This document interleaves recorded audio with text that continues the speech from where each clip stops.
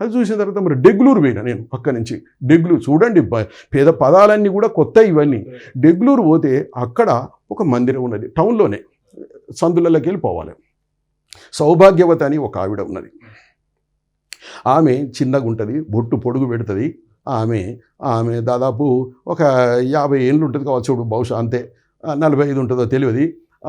ఆమె దత్తాత్రేయుని 4 గంటలకు లేచి 7 గంటల వరకు చేసుకుంటూనే ఉంటుంది. ఏమిటి? అనసూయ మాతృదేవత ఉన్నది, దత్తాత్రేయుడు ఉన్నాడు, తర్వాత పోతే అత్రి మహర్షి ఉన్నాడు. 3 చక్కటి విగ్రహాలు. వాటికి అలంకరణ చేస్తుంది కదా, అంటే అద్భుతమైన అలంకరణ, చూస్తాంటే చూడాలనిపిస్తుంది, అంత మంచిగా చేస్తుంది. తర్వాత గాజు పేటికలు ఉంటాయి చూడండి, ఇట్లా చూస్తే వరసన కనబడతాయి. ఇటు అటు 2 ఏర్పాటు చేయాలి. చిన్నప్పటి నుంచే ఆమెకు దత్తుడు అంటే ఇష్టం అట. చిన్నప్పటి నుంచే ఏది చూసినా కనబడుతుండేట దత్తుడు. చెప్పింది, ఆమెను అడిగిన, ఎందుకంటే నా ఎంబడి ఈ పుష్ప ఈయన మరాఠీ వచ్చు సంతోష్కు. నేను తెలుగులో అడుగుతుంటే ఇతను మరాఠీలో ఆమెను అడిగేది. ఆమె మళ్ళీ మరాఠీలో ఇతను చెప్తే అతను నాకు చెప్పేది. ఈ విధంగా నాకు చాలా ఉపయోగం. దత్తుడు ఇలాగనే నాకు అన్ని ఏర్పాటు చేస్తూ ఉంటాడు. ఇది కేవలం దత్తాత్రేయుని యొక్క అనుగ్రహం తప్ప మరోటి కాదు. నా జీవితం ధన్యమైందని నేను ఆనందంగా ఉన్నా. అయితే చెప్పిన తర్వాత ఆమె అన్నది, ఇక్కడ ఒక అతను మున్సిపాలిటీలో ఇంజనీర్గా ఒక అతను ట్రాన్స్ఫర్ అయ్యి వచ్చిండు వేరే ఊరి నుంచి అక్కడికి. ఆయనకు స్వప్నంలో దత్తాత్రేయుడు వచ్చిండట. వచ్చి ఏం చెప్పిండు, ఈమెను దత్తత తీసుకోను, ఆ గుడిని నవీకరించు, అంటే ఆధునిక మంచిగా పునర్నిర్మాణం చేయి, చక్కగా ఆమెకు ఇల్లు కూడా కట్టు అని చెప్పి వచ్చిండట.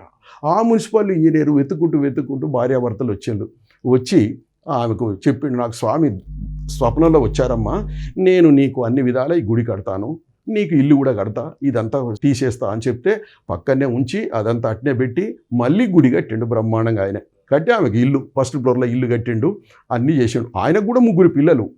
కానీ ఆయనకు స్వప్నంలో అట్టింది. ఈమెకు ఒక కూతురు సునంద అని, ఆ కూతురు కూడా చాలా సహాయం చేసి ఆయన వివాహం కూడా చేయడం జరిగిందండి, తెలిసింది నాకు. ఆ తర్వాత ఆమె 7 గంటలకు వరకు చేస్తుంది, 3 గంటల సేపు చేస్తుంటుంది.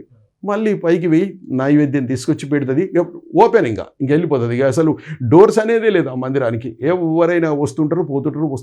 దాదాపు 100-150 మంది వరకు వస్తుంటారట రోజు. అలాగా. అయితే ఆ దత్త జయంతి 5 రోజులు జరుగుతుంది కార్యక్రమం అక్కడ.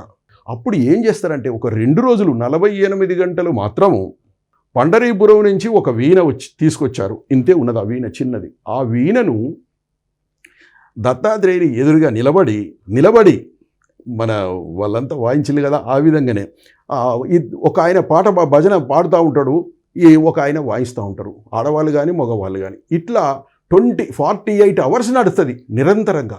ఎంత విచిత్రం! ఎక్కడ ఉందమ్మా ఆ వీణ అన్న, లోపల స్టోర్ రూమ్లో ఉంది. తీసుకుపోయి చూయించింది. ఆ స్టోర్ రూమ్ తీసుకొచ్చి నేను కూడా వాయించిన కొద్దిసేపు. నాకు ఆనందం, నాకు తృప్తి. నాకు మళ్ళీ అవకాశం వస్తుందా? అది భద్రంగా దాచిపెడుతున్నది ఓ క్లాత్ సంచిలో. ఎంత భద్రం అంటే అంత భద్రం. తర్వాత చిన్న పాదుకలు చూపించేది, వెండి పాదుకలు. ఇవేమిటి అన్న, ఇది నేను ఒక్కసారి గానగాపురం వెళ్ళాను, సంగమంలో స్నానం చేస్తుంటే లోపటి నుంచి వచ్చింది, నాకు ఇవి ఇచ్చిళ్ళు అన్నారు.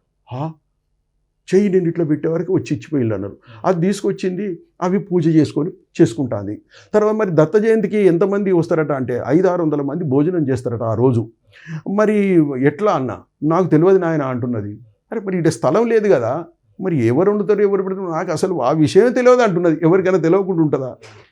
ఆ పూజారికి తెలిసి ఉంటుంది, నిర్వాహకులకు, ఆ యొక్క మందిర నిర్వాహకులకు, మేనేజర్కి తెలిసి ఉంటుంది. ఈమెకు తెలియదు వాస్తవంగా.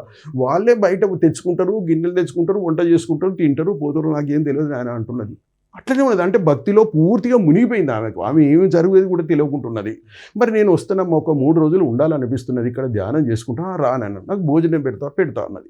అంటే నేను పోయేది ఉన్నది, పోవాలి అక్కడ, అంత మంచి ప్లేసు, ఓపెన్గా ఉన్నది. ఇప్పుడు మన దగ్గర ఏమిటంటే, నేను విమర్శిస్తలేను ఎవరిని కూడా. ఉదయం మందిరం యొక్క తలుపులు తీసి మళ్ళీ 12 గంటలు 12 వరకు ఉన్నాక డోర్ వేసిపోతాం. మధ్యాహ్నం వచ్చే వాళ్ళకి చాలా ఇబ్బందులు అవుతుంది. ఎట్లా చూడాలి, అది చూడలేరు. అందుకే అక్కడ ఏముందంటే సాంప్రదాయము, గ్రిల్స్ ఉంటుంది. కొన్ని మందిరాలు ఓపెన్గా ఉన్నాయి, కొన్ని మందిరాలు డోర్ తీసిందంటే మళ్ళీ 12 గంటలకు వాళ్ళు వేసిపోయి ఈ యొక్క గ్రిల్స్కు లాక్ చేసి వెళ్ళిపోతారు. పైనుంచి ఎవరు ఎప్పుడైనా చూసుకోవచ్చు, మళ్ళీ రాత్రి మూసేటప్పుడు క్లోజ్ చేస్తారు. అట్లా మన దగ్గర కూడా ఎక్కడైతే ఆ మందిరాలు ఈ విధంగా ఉన్నాయో ఆ విధంగా పెట్టమని పూజారులకు, తర్వాత దత్త మందిరాల యొక్క అధికారులకు, కమిటీ వాళ్లకు, నిర్వాహకులకు, మేనేజర్లకు ఈ యొక్క ఛానల్ ద్వారా మీకు సవినయంగా మనవి చేస్తున్నాను. ఎప్పుడు వచ్చినా కూడా చూసే విధంగా, దర్శించుకొని విధంగా ఉండాలి అని కోరుతున్నా. ఆ తర్వాత డెగులులో మార్కెట్లో కూడా కొట్టినది గజానన మహారాజును, దత్తాత్రేయ మందిరం 2 ఉన్నాయి అక్కడ దేగుళ్ళో, అది చూసినాం.